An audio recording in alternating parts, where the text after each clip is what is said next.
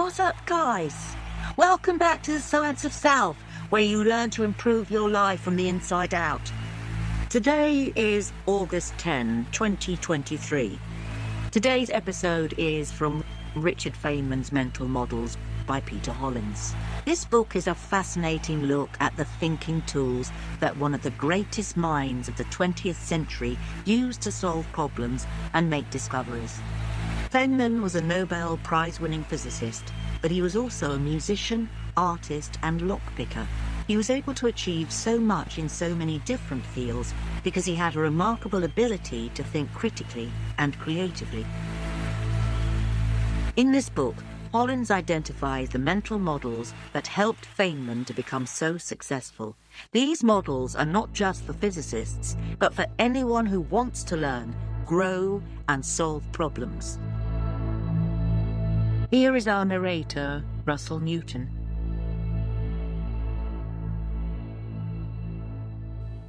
What do you know? How do you know the things you know? Could there be a better way to know? And how could you find it out? What don't you know? And how might you learn? Could you be wrong? And what would that look like? What is?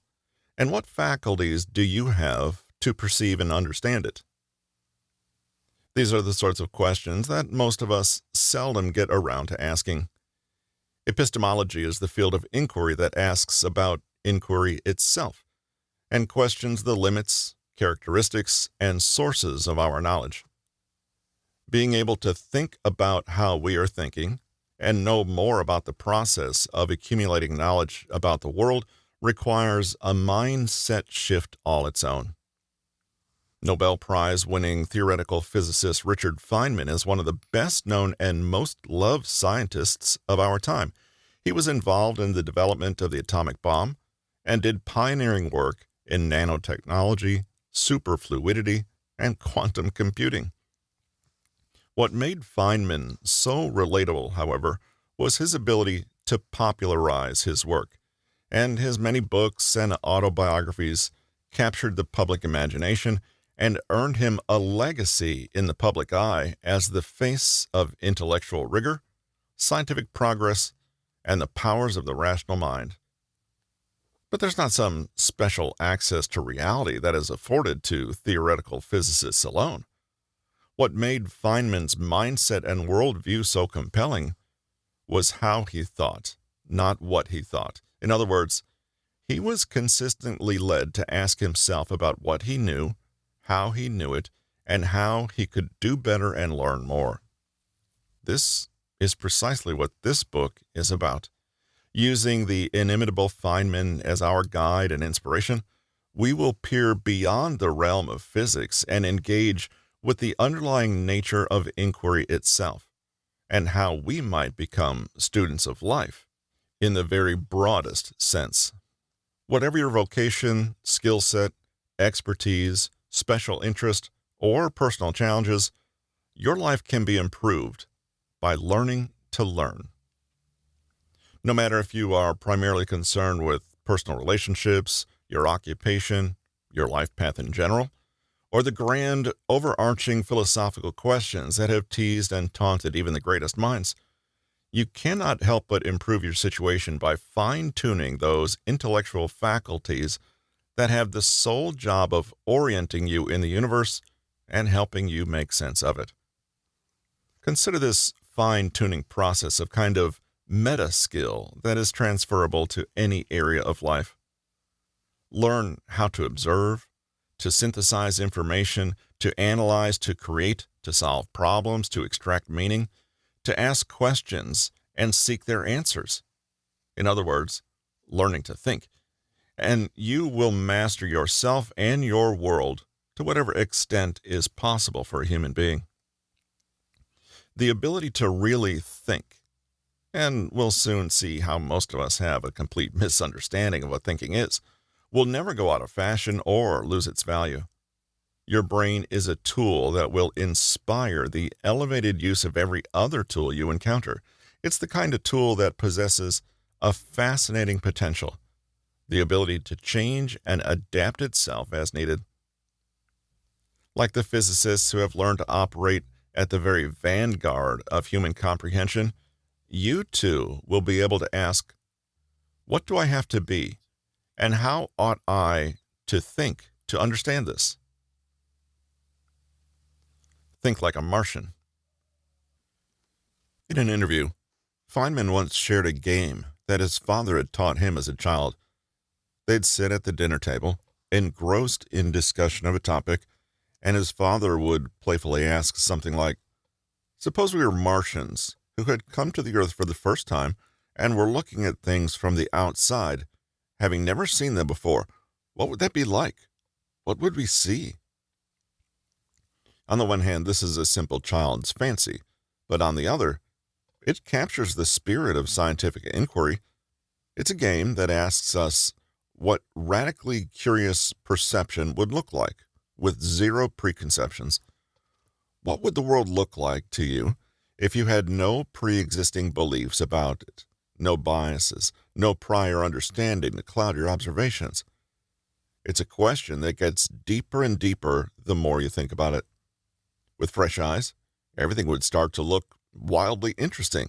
You would take nothing for granted. For example, being a Martian, let's suppose you never slept and had no need for it. You don't know what sleep was and have never even imagined it before. It was not only not part of your world, it wasn't even something you acknowledged as being strange or impossible. Now imagine you came to Earth and observed that within every 24-hour cycle, human beings of every kind would fall into a period of unconsciousness, and they'd close their eyes and grow still and lie horizontal, their breathing slowing.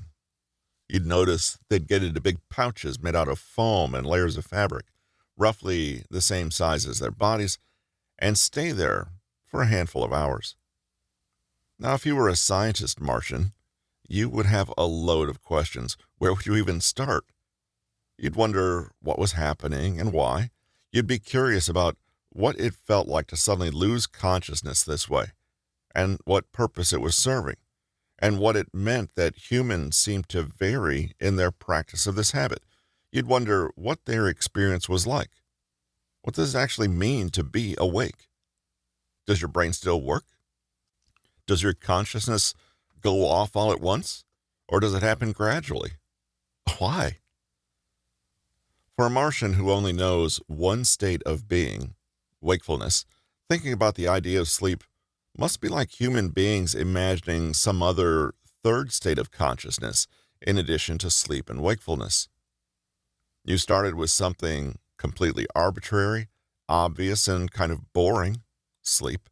You are grappling with very deep questions of what it means to be conscious, how we can actually know what another person's consciousness feels like, and what we're really talking about when we use an everyday word like awake or aware. Now, such questions can be fun if they inspire a renewed appreciation for the strangeness of life, and can certainly be good starting points for writing science fiction, but let's go deeper. Feynman gave an analogy where he described the process of seeing a bird in a tree. Someone might ask you what bird it is, and you could give its name. Now, does that mean you know what the bird is? Do you really grasp the meaning of what is in front of you? And can you say you have knowledge of it? Consider that the name you give will be in your language. You say the bird is a lark, but an Italian speaker will say it's an aladola, and a Greek speaker will say it's a cordalos, and a Hindi speaker will say something else. Maybe a Martian comes down and when asked what he sees, blows air bubbles out a little funnel on his head. You get the picture. Knowing the arbitrary symbols assigned to a thing is not knowing it. Recognizing certain patterns and features and mapping them onto pre-existing mental models is, in a way, the opposite of really knowing it. Have you ever really seen a bird? Look again. What do you really see?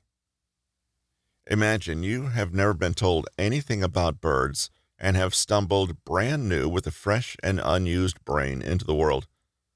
There's a phenomenon unfolding in front of you, a kind of movement of light, a noise, a being, what is it? So, if you were the Martian observing Earth people sleeping, go a step deeper and imagine that you have no idea what consciousness is and no pre-existing beliefs about this thing called the mind. After all, if someone were to ask you right now, what is the mind? Do you think you could easily explain it to them if they didn't already know? The Martian question is a powerful tool for getting beyond the limits of our language. Sometimes we think of learning as an accumulative process, that we're ignorant, then we pile knowledge on top of that ignorance, adding to our understanding. But in many ways, really grasping the nature of reality is just as much about taking away. By peeling back the layers of assumption, we clear our perception and look at things afresh. The biggest impediment to understanding the world as it is, then, is the insistence that we already know what it is. We see someone lose consciousness in a pouch made of foam and fabric, and we confidently say, she's gone to bed. The language gives the impression we have a more comprehensive understanding of what has occurred. But do we? When you ask the Martian questions and try on a fresh perspective on things you think you already understand, you change the kind of questions you ask, and that means you change the kind of answers you expose yourself to, and therefore the kinds of solutions you can dream up. You think outside the box because you're able to see that there is a box in the first place, and you become curious about who put it there and why, and what it would mean if it didn't exist anymore. The Martian question in real life. This might seem great if you're a children's author or a prize-winning physicist, but can it really be applied to real life? Do you have to reinvent the wheel every time you want to make toast for breakfast? Consider the example of inventor Martin Cooper, the man who's credited with being the grandfather of the mobile phone. He didn't just create a fun new gadget. He looked at the world of telephone communication as it was in the early 1970s and asked the question, why do you have to always call a place? Why can't you call a person? You see, his shift in perspective was the very idea that you could detach the ability to make telephone calls from any particular place. It seems obvious to us today, but it wasn't back then. He pioneered the idea of a phone as a personal thing, saying he wanted to create a personal telephone, something that would represent an individual, so you could assign a number, not to a place, not to a desk, not to a home, but to a person. Martin Cooper asked interesting questions, not because he was an intelligent inventor and engineer or an expert in the field of communications. He was both those things, but because he was able to look at the situation with fresh eyes. The question that defined his career, and arguably the era of mobile devices, was the kind of question a 5-year-old might ask. Today, we don't think of this leap of imagination as anything all that special, since it has become part of our world.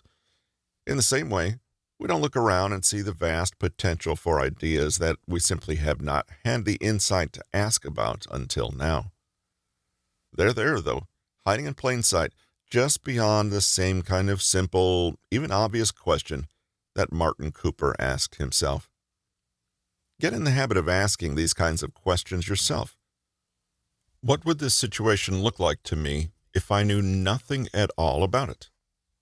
What assumptions, expectations, and foregone conclusions am I taking for granted? What if I remove those?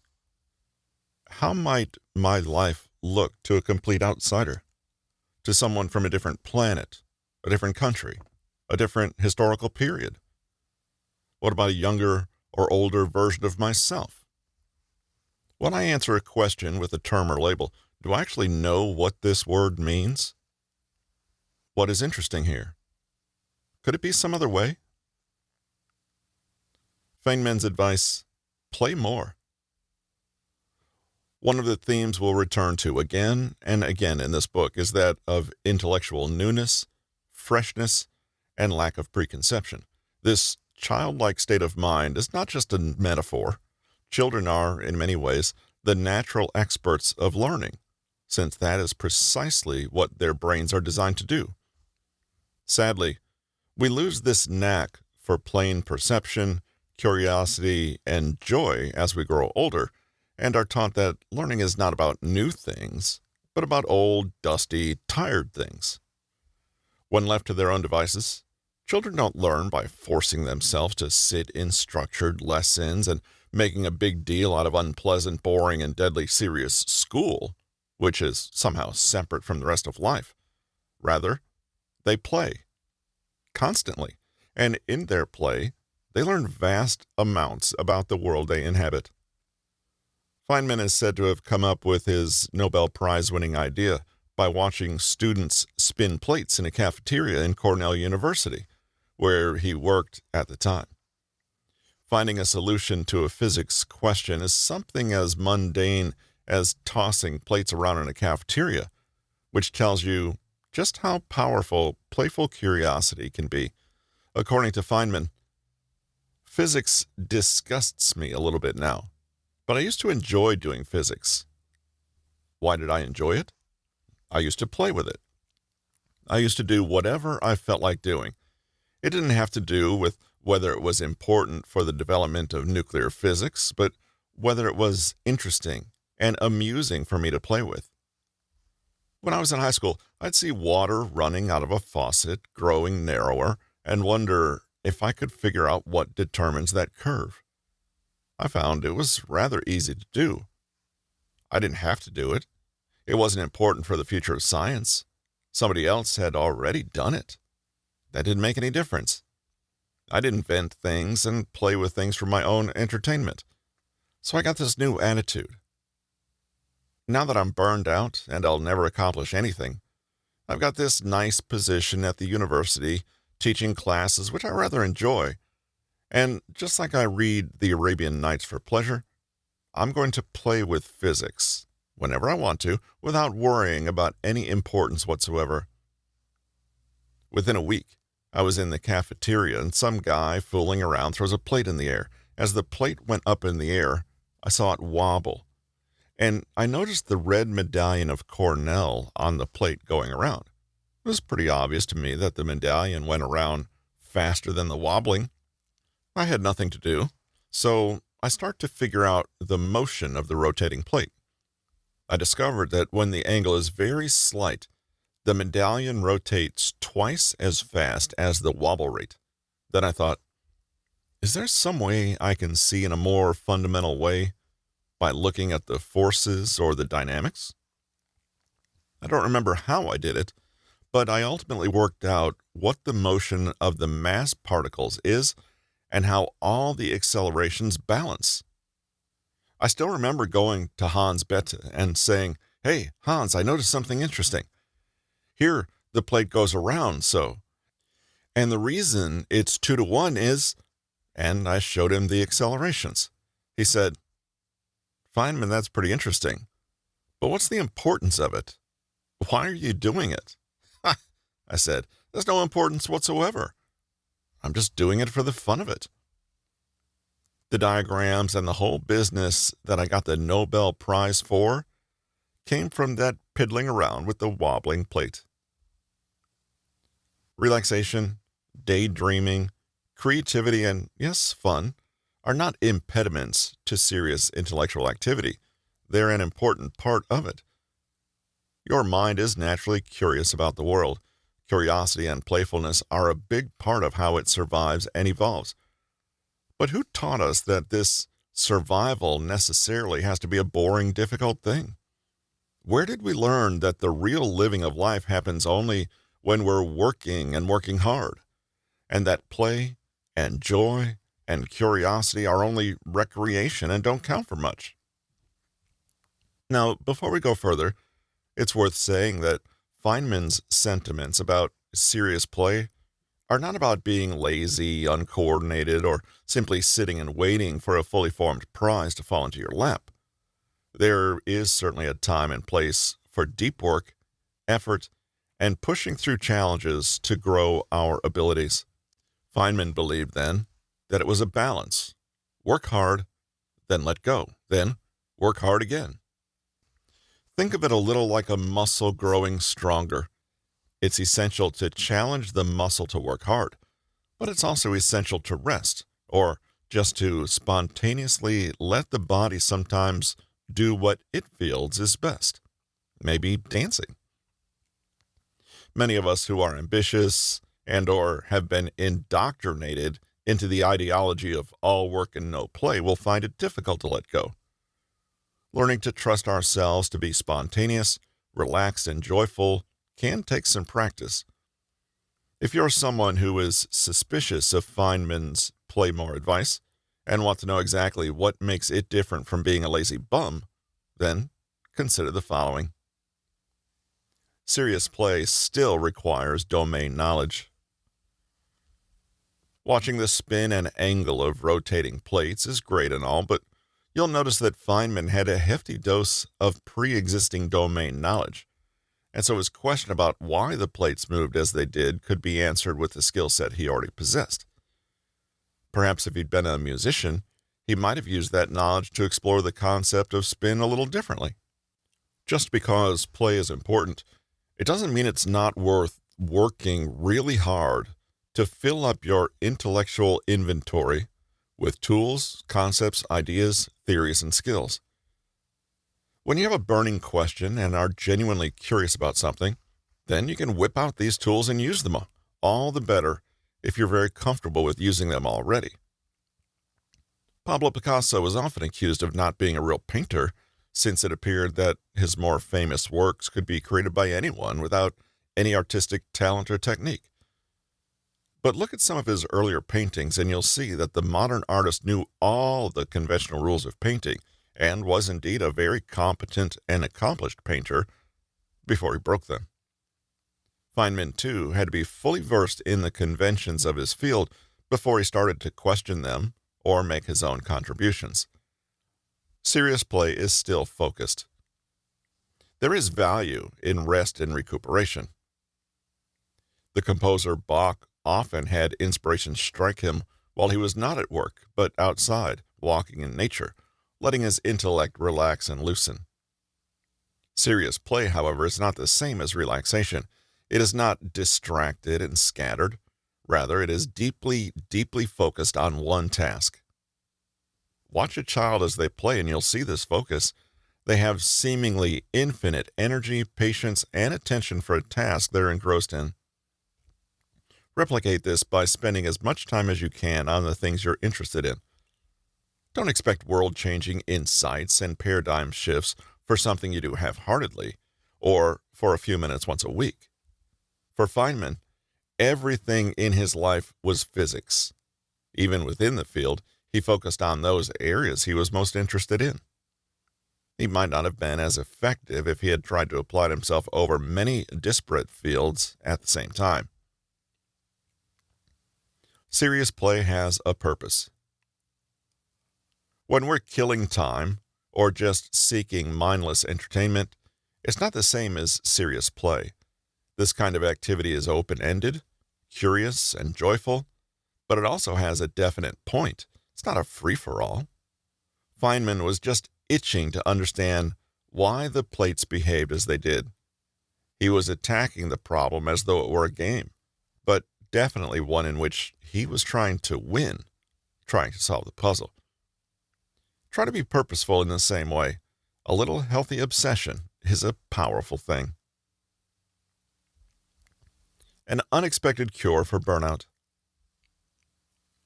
Granted, most of us don't want to completely upend the paradigm we're working in, invent the next big thing, or be breakout disruptors who leave a big mark on the world. If you do, though, great. Learning to play more and mastering the kind of serious play that Feynman spoke about is not just a way to create or solve problems. In Feynman's own example, he describes how returning to a childlike sense of wonder and interest was how he broke through a growing sense of boredom and dullness in his work. In other words, it was only when he could reconnect to curious and engaged play that he broke out of a rut and made real progress. Not incidentally in his office, but while on a break in a cafeteria. It would be no exaggeration to say that post-pandemic, the world is burnt out. Whether you're an entrepreneur or work for someone else, there's a strong chance you've experienced exhaustion and lack of motivation. It's no coincidence that messing around with plate rotation in the cafeteria just for fun is what actually led to one of Feynman's greatest contributions. He was able to work beyond his previous limits because he'd allowed himself to play. If you are tired, unmotivated, or even bored, it may be time for serious play to breathe some life into your world. You need a fresh perspective and the energy that comes with genuinely being excited and curious about something.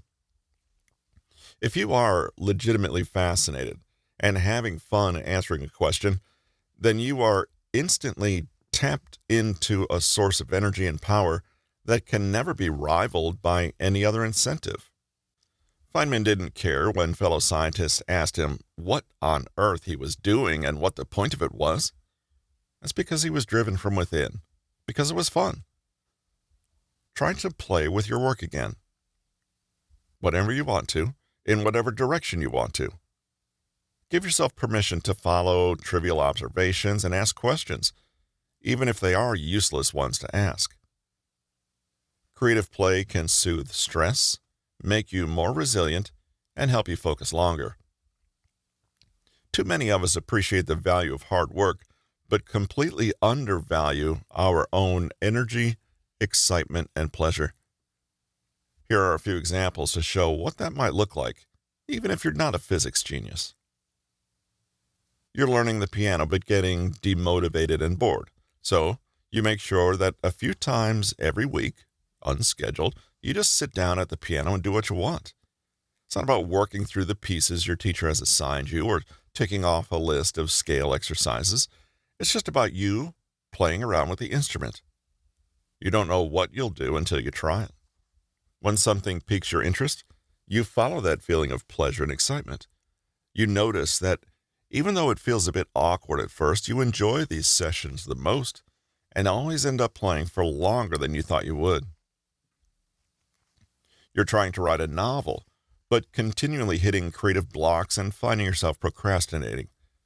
You decide to start every planned writing session with a crazy, out-of-the-box game, whatever you feel like. You write crazy dialogues between the characters and envision them as Punch and Judy puppets. You put 5 minutes on a stopwatch and see what happens when you write continuously without thinking about it. Or it seems like it would be fun to deliberately try to write a really awful book just because it would be funny and you want to try it.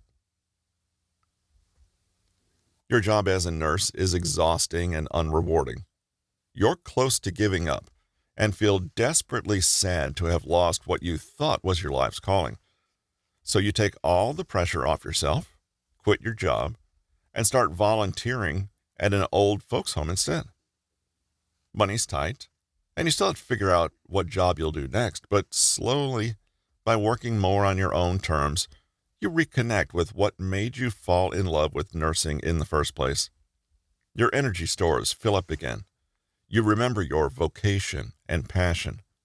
When it comes time to apply for new jobs, your mindset has completely changed, and you find yourself accepting a completely different role from the one you always thought you wanted. Burnout is complex, and the world of work is complicated.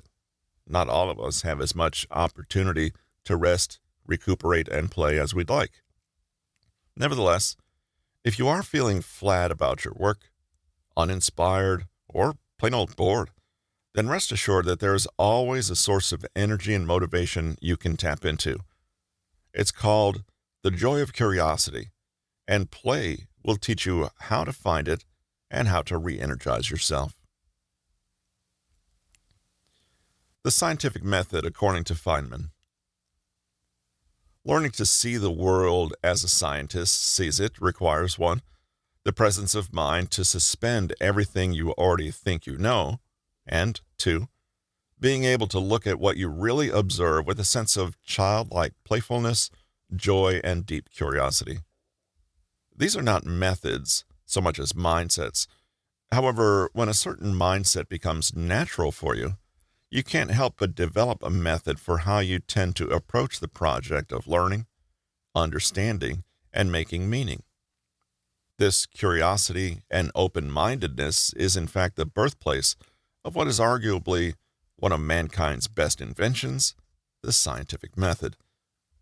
First thing to know about the scientific method is that it's not really about science. Rather, it's a way to structure our thinking and our approach to observation, gathering data, making predictions and theories, and inching our way closer to truth and understanding using reason and empiricism. Physicist Brian Cox once spoke to students at Manchester University about black holes and showed them a video clip from a 1960s lecture by Richard Feynman. Cox introduced the clip by saying it was simply the best explanation he had yet encountered about the spirit of science and what the scientific method was all about. The clip easily laid it all out in under a minute. According to Feynman, now I'm going to discuss how we would look for a new law. In general, we look for a new law by the following process. First, we guess it. Then, we compute the consequences of the guess to see if this law we guess is right, what it would imply, and then we compare the computation results to nature, or we compare the experiment or experience, or capture it directly with observations to see if it works. If it disagrees with experiment, it's wrong. In that simple statement is the key to science. It doesn't make any difference how beautiful your guess is. Doesn't matter how smart you are who made the guess or what his name is. If it disagrees with experiment, it's wrong. That's all there is to it. You can probably see why Feynman was regarded as such a charismatic teacher and communicator.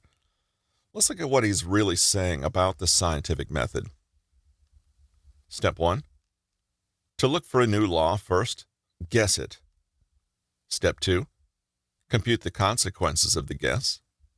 Step 3. Compare the computation results to nature. Step 4. If the results disagree with nature, then our guess is wrong. Step 5. Repeat. Optional. So, the scientific method is nothing more complicated than making a guess about reality and observing reality in many different ways. And if our observations don't support what we observe, we can say something about our guess. That is, it wasn't right. If what we guess about reality turns out to match what we observe, say in experimentation, then we have reason to believe that our guess holds some water. We continue asking questions, making observations, and designing ways to test whatever we guess next. In more formal scientific terms, the guess Feynman is talking about is a hypothesis. It can be based on what we already know or what we have observed. It can emerge because there are obvious gaps in what we know, or it can be driven by nothing more than curiosity. For published academics, the name of the game is to look for hypotheses that are relevant and original. But luckily for you, as a layperson, you're not beholden to such limits.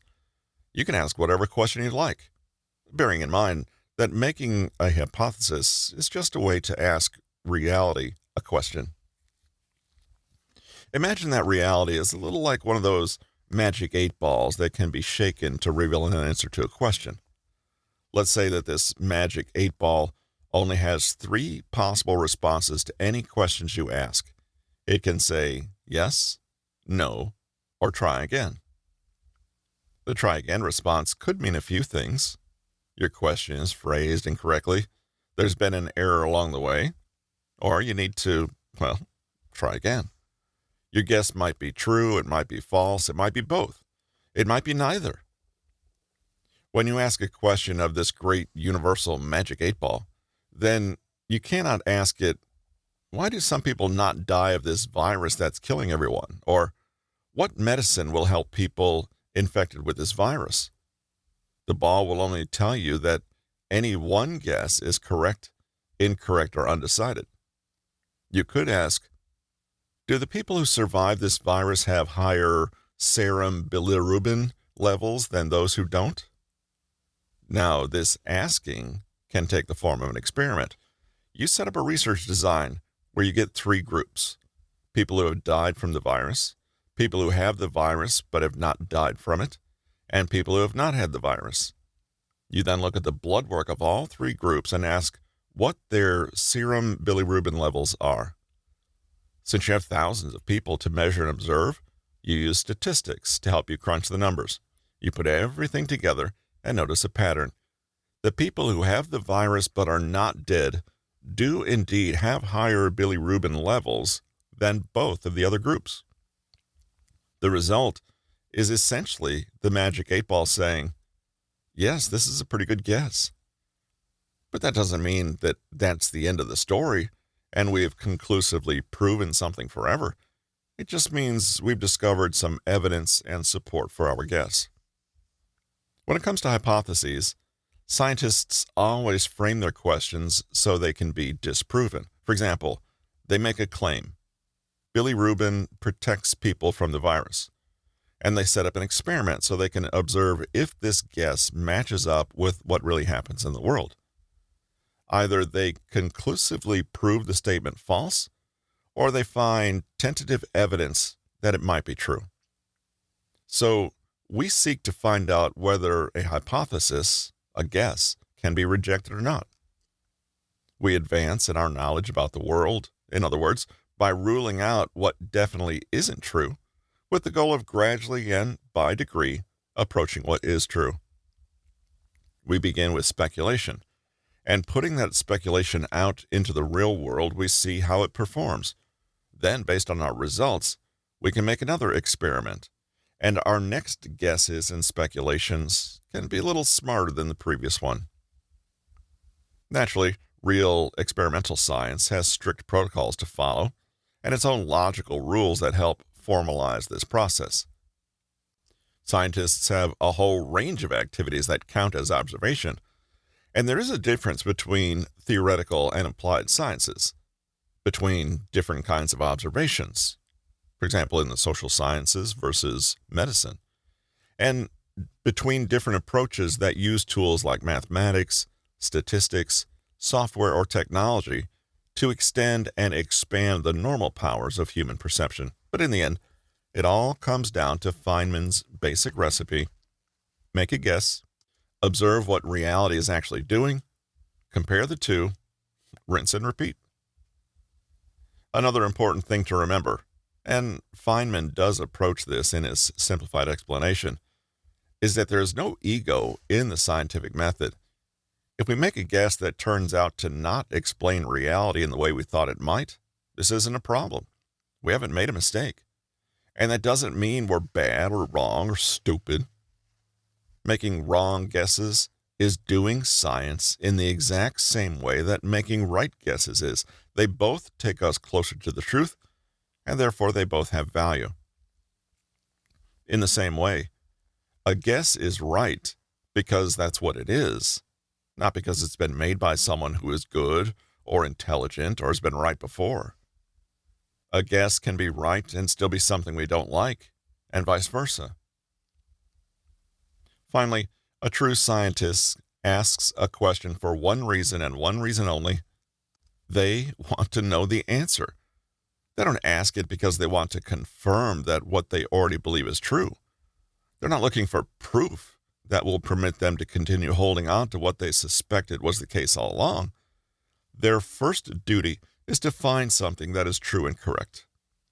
If the process that leads them there entails dozens of wrong guesses, then so be it. If human beings were doing science in this way, you would expect them to regularly publish findings in which their hypotheses were shown to be rejected by their observations and experiments. In reality, though, academic publishing contains an improbably high level of papers showing that the researchers' guess just so happened to be correct. In 2005, John Ioannidis, a professor at Stanford School of Medicine, argued that the majority of papers published in medical journals were likely false positives, that is, found evidence where there was none and could not be replicated. The way the researchers were using hypothesis testing and processing their results statistically meant they tended to get exactly the kind of response that was most desired, i.e., support for their hypothesis. In academia, there is considerable pressure to produce a certain kind of knowledge in certain high-profile and lucrative research domains, and the Great Replication Crisis showed just what happens when we seek to find evidence for what we want to believe is true, rather than asking outright what is true. Questionable research practices, publish or perish culture in universities, political pressure, and the rampant misuse of statistics are all impediments to what Feynman would have considered truly scientific. But that doesn't mean the principle itself is not sound. On a smaller scale, we are all at risk, as flawed human beings, of succumbing to our blind spots, biases, prejudices, and pet theories. We can convince ourselves we're encountering truth when we're really just creating something we like and naming it truth because it's convenient. Let's zoom out and consider an example from the non-scientific, non-academic, everyday realm. Let's say your car's acting up. You don't know much about cars, but it's been making a weird noise, and one day you see a light on the dashboard, one you don't recognize, with some weird circles and a cross through them. You look in the car's manual to see what the symbol means. It says brake lights. But what does that mean? Your hypothesis? The brake light is broken. How do you test this hypothesis? You could step outside of the car and look with your own two eyes. But then you see something curious. Both brake lights appear to be working. Okay, time for a new hypothesis. The brake light is itself broken. Now, how are you going to test that? And how can you determine whether this phenomenon is connected with the noise you're hearing? The next day, you notice two things. The brake light is off and the noise has stopped. Now, this does offer some support for the idea that the light and noise are somehow connected, but you haven't proven it yet.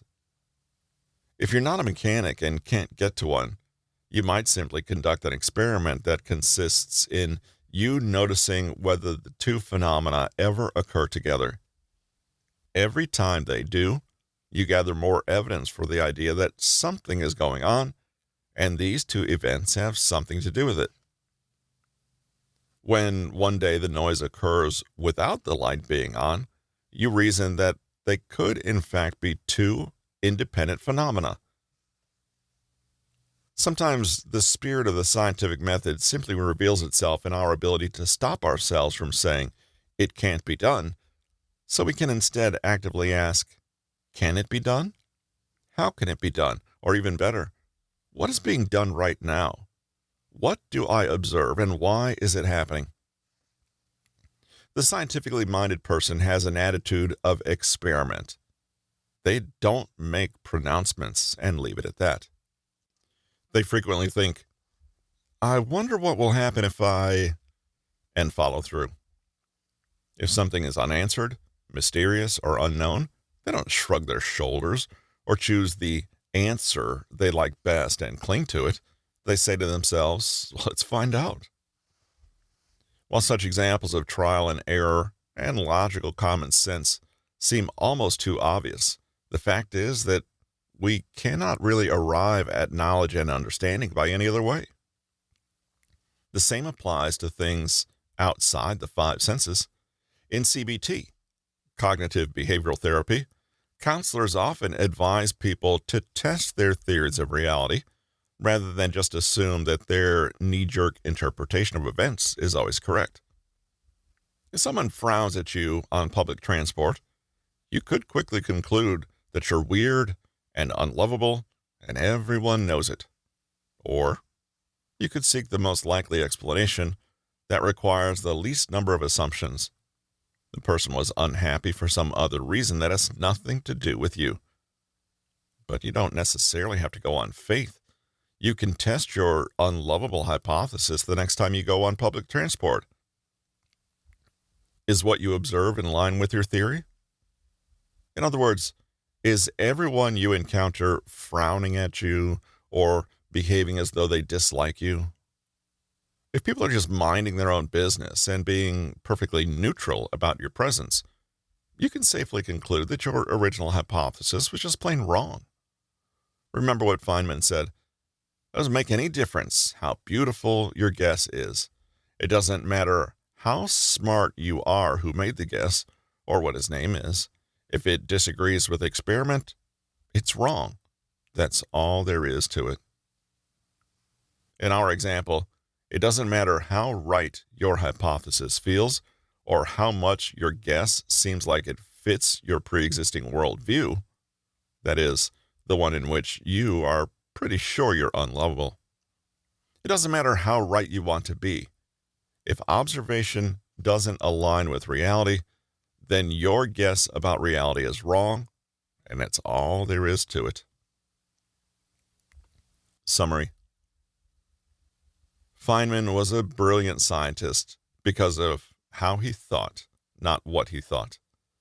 Whatever your vocation, skill set, expertise, special interest, or personal challenges, your life can be improved by learning to learn. To see the world anew and without stale old misconceptions, try to look at it as though you were a Martian arriving on Earth for the very first time. What do you see?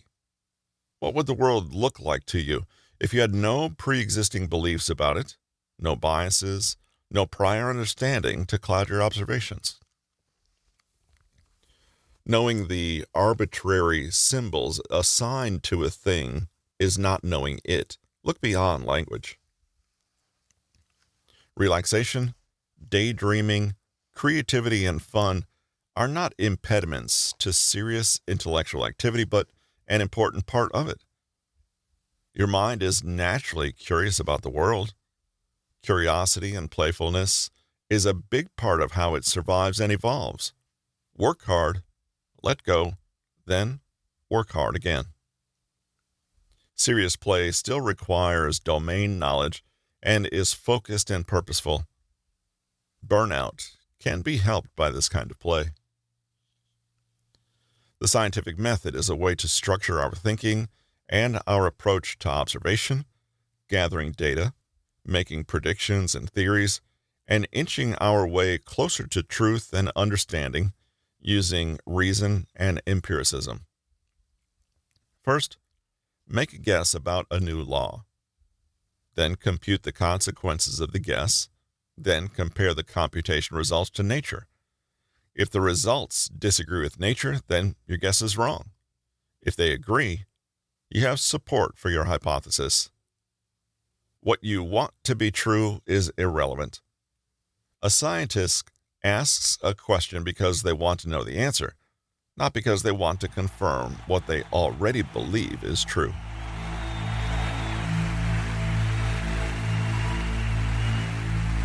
That's it for this week's episode of The Science of Self.